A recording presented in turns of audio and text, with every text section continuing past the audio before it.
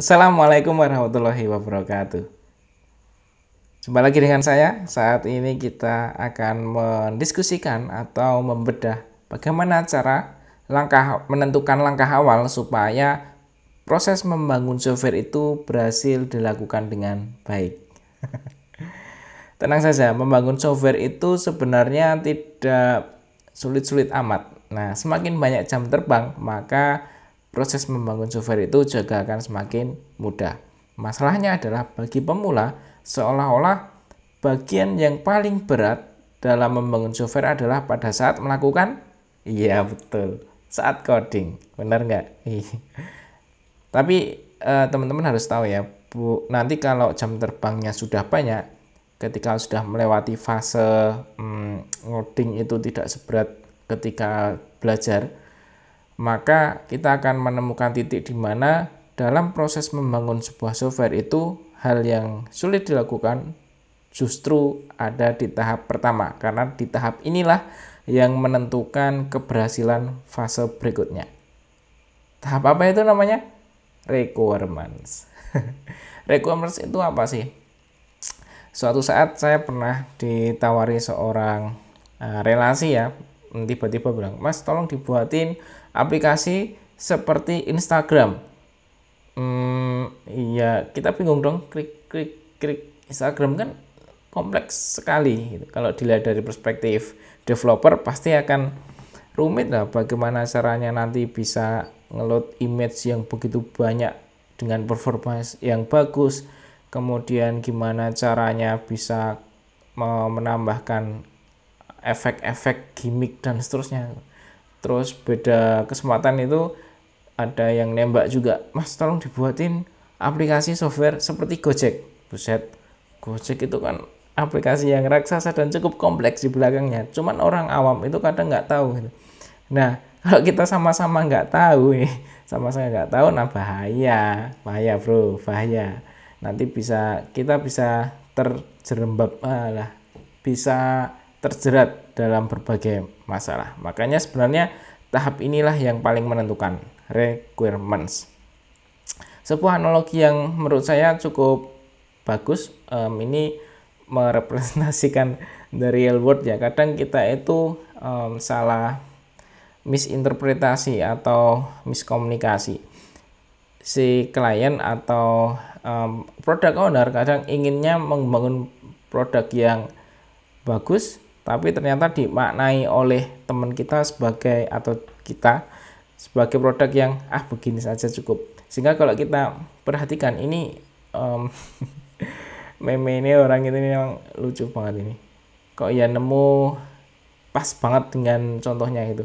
Si klien padahal dia mintanya membuat sebuah gambar kura-kura, kemudian dijembatani oleh seorang bisnis analis. Dia tentunya memiliki latar belakang knowledge yang berbeda, dan satu orang lagi yang orang paling di ujung itu diibaratkan sebagai programmer yang memiliki perspektif yang lain juga gitu. Ketika proses delivering value atau knowledge, nah ternyata ada info-info yang hilang sehingga akhirnya diterjemahkan menurut versinya sendiri-sendiri. Dan ini kejadian banyak kita jumpai dalam proses pengembangan software di Indonesia. Tentunya di Indonesia itu banyak sekali kejadian seperti ini. Akhirnya ya udah, yang penting jadi. Padahal sebenarnya itu not good practice. Ini praktik yang sangat buruk. Bahaya, jangan ditiru, jangan dilestarikan, nggak boleh. Kita harus belajar menerapkan prinsip-prinsip yang bagus. Nah, mengapa proses menggali informasi, mengumpulkan informasi kebutuhan atau gathering requirement itu merupakan hal yang sulit. Nah, itu menurut sebuah sumber, sumbernya rahasia. Ayo enggak, nanti saya sampaikan detailnya. Mengapa mengumpulkan requirement itu suatu hal yang cukup sulit dilakukan? Karena software itu intangible. Nah, bagaimana itu intangible? Beda ceritanya kalau kita membuat sebuah roket gitu ya, itu kelihatan physically, kelihatan nyata. Atau membangun rumah gitu juga kelihatan, tanahnya luasnya sekian, kalau diisi batu sekian jadinya seperti itu, kalau keramiknya kurang jadi kelihatan, batanya kurang kelihatan. Kalau Software itu hampir nggak kelihatan, kecuali cuman bagian antarmuka saja yang bisa disentuh. Sisanya nggak bisa. Code logic behind user interface, sama-sama tombol diklik dan dia bisa mengenerate sesuatu. Itu bisa jadi logikanya bisa sampai puluhan baris code. Tapi kan itu bukan hal yang bisa diceritakan kepada orang awam. Nggak bisa diceritakan kepada orang awam. Orang awam ya taunya cuman sebuah tombol diklik, kemudian muncul sesuatu. That's it, simple. Tapi ternyata susah. Karena software is intangible, lebih banyak hal yang tidak terlihatan daripada kelihatan. Belum lagi masalah terminologi problem. Terminologi problem itu misalnya gini. Kita duduk dalam satu meja, isinya 3 orang, kita sebagai developer, kemudian ada sebagai teman kita marketing tim kita yang marketing yang dia mencari project, berusaha deal, dan yang satu klien. Nah, tentu teman kita yang marketing itu adalah gimana caranya supaya projectnya deal, sehingga dia iya aja. Ya nanti mudah gini ya gitu kan. Sementara yang klien itu dia memakai bahasa domain mereka gitu. Misalnya ini seorang medis yang dia ngomong dengan bahasa medicalnya. Saya juga agak nggak paham tentang medis, tapi intinya misalnya dia ngomongin tentang paru-paru atau tentang jantung atau tentang darah, tapi dengan bahasa biologinya. Tapi marketing ya tentunya dengan perspektif marketingnya yang penting deal. Misalnya ini bukan berarti menjelekan profesi loh ya. Ini untuk memperkeruh suasana, untuk menyederhanakan problem, untuk mensimulasikan. Nah kemudian kita sebagai developer, kita nanti akan perspektifnya adalah gimana ini nanti database-nya, gimana nanti antar mukanya, interaksinya, dan seterusnya. Sehingga kita yang dengan banyak latar belakang berbeda itu kadang cuman ngomongin seorang admin aja, dengan ngomongin kita memunculkan istilah admin ke dalam sebuah percakapan, gitu, admin. Oh, padahal maksud kita admin itu adalah super user. Nah, nanti ditangkapnya oleh si klien kita, admin itu adalah seorang dokter. Nah, itu udah beda lagi, beda cerita. Itu adalah contoh terminologi problem. Domain bahasa, bendahara kata itu kadang satu kata, tapi ketika dimaknai dalam domain yang berbeda itu maknanya bisa berbeda. Makanya ini harus hati-hati. Ini yang membuat gathering requirement itu kadang susah, tidak bisa sekali jadi, melainkan harus banyak ketemuan, terutama kalau proyeknya cukup kompleks. Nah, yang cukup mengkhawatirkan itu kalau kita ketemu dengan klien atau dengan tim yang pengen dibuatkan produk software, tapi sebenarnya mereka itu nggak benar-benar tahu yang mereka inginkan itu apa. Pernah Pak kayak gitu? Iya pernah. Pengen dibuatin aplikasi e-commerce yang syariah gitu. Loh, saya juga bingung, e-commerce yang syariah itu gimana, akadnya gimana, itu mereka masih abstrak sekali. Begitu saya sampaikan dengan bahasa yang sedikit teknikal, juga agak bingung juga, sehingga dan itu waktu itu saya komunikasinya by phone gitu kan, jadi agak gitu kan, ya akhirnya cuma diiyanin. Yang saya berusaha menjaga jangan sampai ini berlanjut, karena kalau berlanjut nanti bisa kasihan kalau mereka sampai mengeluarkan biaya yang banyak dan saya tidak bisa mendeliver sesuai ekspektasi, kan malah nggak berkah nanti, takutnya seperti itu. Makanya saya menulis beberapa minggu yang lalu dalam sebuah koran, saya menyebutnya sebagai software engineering ini adalah alat untuk menyamakan ekspektasi. Jadi ekspektasi setiap orang itu disamakan dengan metode-metode yang ada di dalam software engineering. Nah, ini salah satu partnya, tahapnya adalah gathering requirement. Kenapa mengumpulkan requirement, menggali informasi itu sangat penting? Nah, ini paling enggak ada 2 alasan ini yang harus kita ingat. Yang pertama saving time, yang kedua easy to change. Maksudnya adalah saving time, Saya mencontohkan mengubah fitur pada saat sudah proses coding itu jauh lebih memakan waktu dan biaya daripada saat menentukan requirement. Nah, sekali lagi ya, ini karena requirementnya tadi kurang jelas, akhirnya udah eksekusi aja di coding, dilakukan coding, ternyata setelah jadi formnya tidak sesuai, flow-nya tidak sesuai. Setelah dilaporkan, wah ini nggak bisa diterapkan, nggak cocok dengan model bisnisnya. Akhirnya mau nggak mau harus dibongkar lagi source code-nya. Nah, kalau kita detailkan lagi, dibongkar lagi source code-nya artinya butuh waktu lagi untuk merefaktor, bahkan mungkin kalau totally salah harus di rewrite, dan itu jelas memakan waktunya developer. Kalau memakan waktu, artinya adalah kita harus mengeluarkan cost lebih banyak. Itulah akibatnya kalau requirement di-ignore atau disepelekan. Jangan sampai menyepelekan requirement. Kemudian yang kedua, easy to change. Memperbarui requirement itu lebih mudah, jauh lebih mudah dilakukan daripada saat kita memperbarui pada fase-fase berikutnya. Seperti memperbarui pada saat melakukan desain gitu kan, sudah membuat 5 langkah ternyata nggak valid gitu.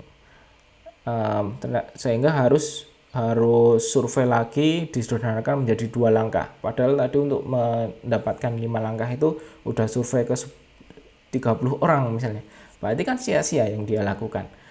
Nah, itu mestinya bisa diminimalisir, bisa diminimalkan seandainya kita melakukan tahap gathering requirement dengan baik dan betul. Jadi di fase awal itu sedetail mungkin kita sudah bisa menangkap ekspektasi dan detailnya bagaimana, supaya berikutnya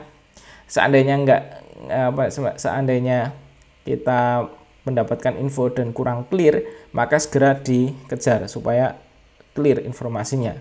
Sehingga di fase ini easy to change. Pada fase requirement itu jauh lebih mudah diubah karena hanya ngobrol, komunikasi. Yang penting komunikasi. Kalau di tahap yang ini paling penting adalah komunikasi. Komunikasi antara siapa? Ya antara product owner atau klien dengan tim kita yang sebagai penyebatannya. Saving time dan easy to change. Nah, sebenarnya requirement itu ada 2. Ya, requirement itu ada 2. Yang pertama, kalau kita memaknai sebagai bahasa ya, requirement itu apa sih gitu ya di konteks ini. Requirement itu saya menerjemahkan atau saya mengumpulkan ini sebagai 2 hal. Yang pertama adalah proses, yang kedua produk. Proses yang dimaksud di sini adalah aktivitas-aktivitas kita untuk mengidentifikasi problem dan solusi. Yaitu kita pasti akan setup meeting, mungkin nggak cukup sekali, 2 kali, sambil makan siang, sambil makan malam, atau mungkin momen makan siang itu nggak ngobrolin sama sekali, yang penting bisa sama-sama cuap-cuap, nego enak gitu, sehingga nanti ketika project berlangsung kita bisa sama-sama kolaborasi. Itu proses. Sedangkan kalau produk, ya, produknya requirement itu adalah dokumentasi.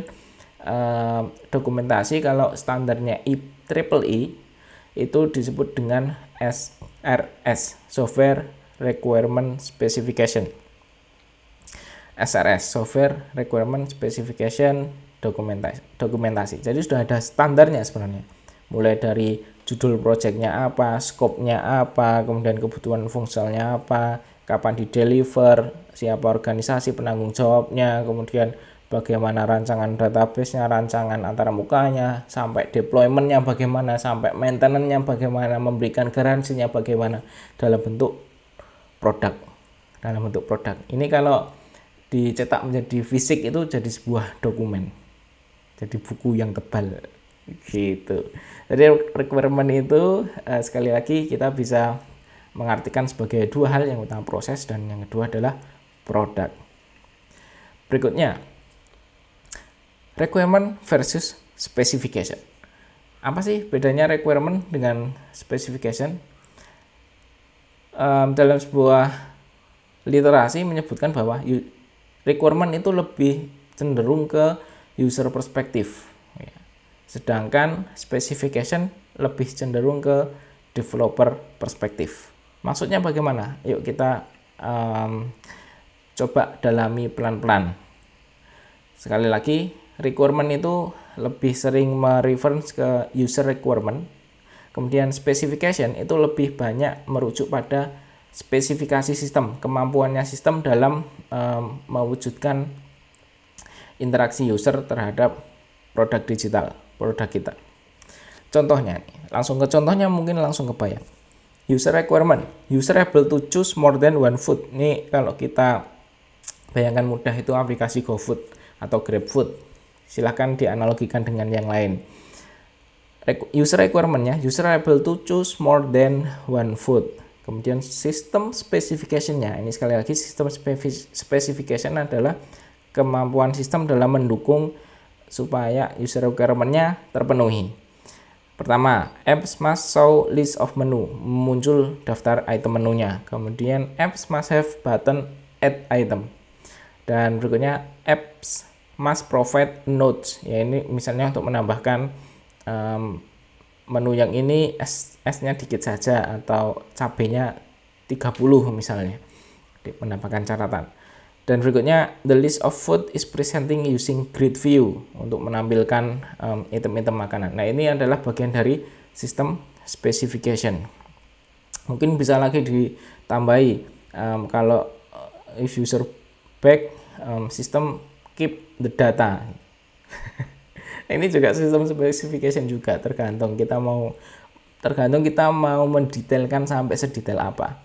Nah, berikutnya oke, saya kasih contoh yang berikutnya. User requirement. User able to check the current balance before buy food securely, dengan aman. Jadi sebelum eksekusi beli harus bisa ngecek saldonya. Itu user requirement-nya. Terus sistem spesifikasinya seperti apa? The account should be connected to a wallet system during session. Jadi selama sesi itu akunnya harus connect. Bagaimana kalau nggak connect? Ya berarti ada treatment berikutnya, sistemnya nge-reject, masukin kode atau apa. Dan misalnya di sini dikasih keterangan nih, after 60 menit tidak ada interaksi misalnya, the session inactive and account disconnected. Nah, itu demi keamanan, karena user requirement-nya adalah securely. Jadi sistem spesifikasinya harus mendukung dari perspektif teknologi atau produk atau sistemnya, harus mendukung user requirement-nya. Mudah kan? Mudah, memang mudah sebenarnya. Cuman kelihatan banyak aja, tapi kalau kita ulang-ulang videonya, kita pelajari dengan betul, insya Allah sebenarnya software engineering ini tidak begitu sulit seperti yang dibayangkan.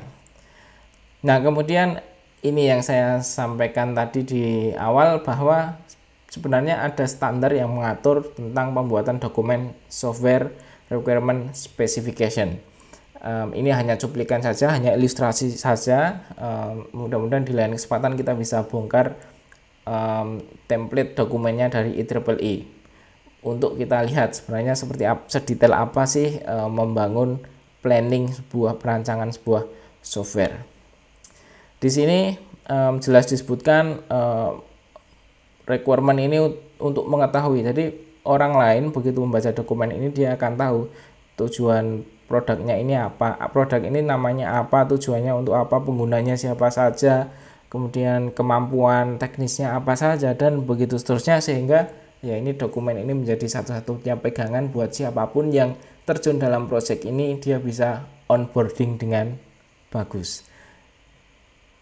Terima kasih, mudah-mudahan sedikit ini memberi manfaat dan menambah wawasan bagi kita semua.